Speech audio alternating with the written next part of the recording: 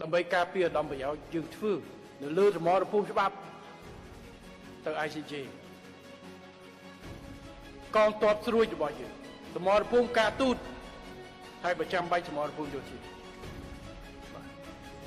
3មុខព្រួយនេះដែលយើងត្រូវធ្វើហើយសូមឲ្យកម្លាំងជាតិទាំងមូលនៅពីក្រោយទ័ពស្រួយរបស់យើងទាំង3មុខព្រួយនេះដើម្បីធ្វើការ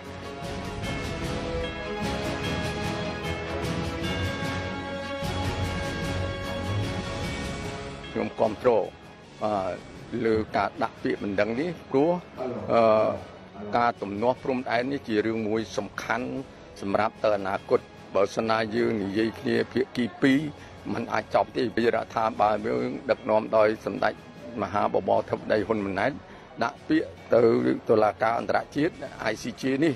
ដើម្បីឲ្យសម្រេចបញ្ចប់ព្រោះរឿងនេះបើសិនណាយើងមិនសល់ទុកឲ្យក្មេងចំនួនក្រោយយើងនៅតែលំបាកចឹងនៅតែសង្គ្រាមនៅតែពួកវានៅតែបន្តឈ្លានពានបាទអានេះជារឿងមួយសំខាន់ព្រោះប្រសាសន៍របស់សម្ដេចមហាបបរនេះគឺសំខាន់បំផុតហើយបាទសម្រាប់ដែលដាក់ពាក្យនេះគឺលោកមិនចង់តតាំងឬសង្គ្រាមទេព្រោះកម្ពុជាយើងគឺឆ្អែតឆ្អន់ហើយរឿងសង្គ្រាមគឺបង្ហូរឈាមហើយស្លាប់អស់រាប់លានអ្នកគឺដោយសារសង្គ្រាមអញ្ចឹងសម្ដេចលោកគិតថារកវិធីដើម្បី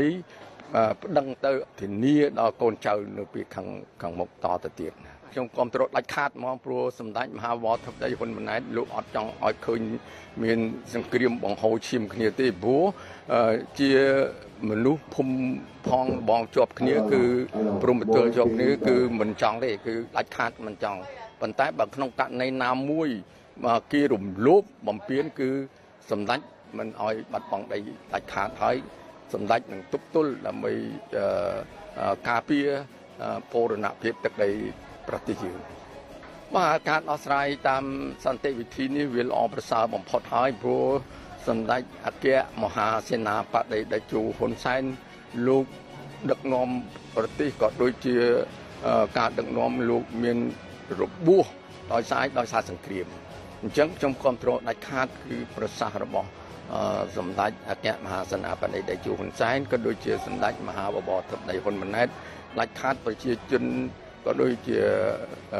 នៅក្នុងសង្កាត់របស់ខ្ញុំដាច់ខាតគឺបានឯកភាពគ្រប់គ្រងបាទតាមតទាំងស្រុងនៅលើការ